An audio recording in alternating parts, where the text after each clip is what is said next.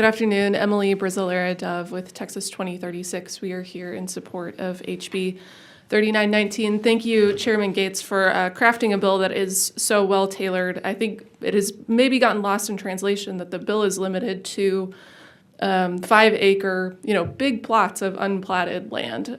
So this is not a true citywide bill like some of these bills in the past have been.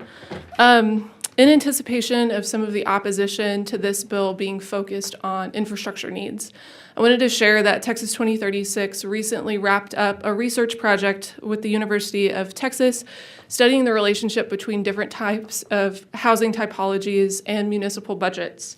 And what we found is broadly, in comparison to our status quo way of building, the neighborhoods that will come about as a result of 3919, ones that fit more units per acre, are financially better for these municipalities. And I'd be happy to share that white paper with y'all when I get it tomorrow.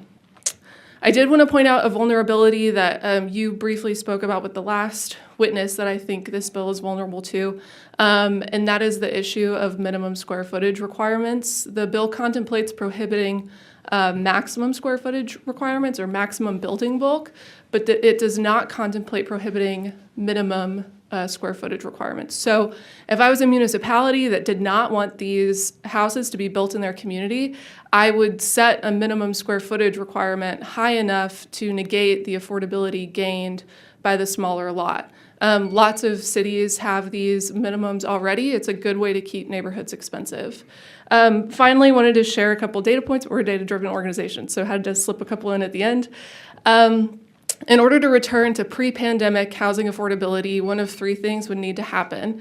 Interest rates would need to go down by 4.3 points, prices would need to decline by 40%, or incomes would need to increase by 69%.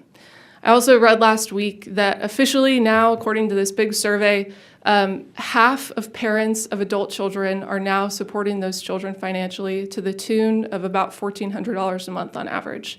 So the need for increased housing affordability is great, but the opportunity is great as well. Thank you.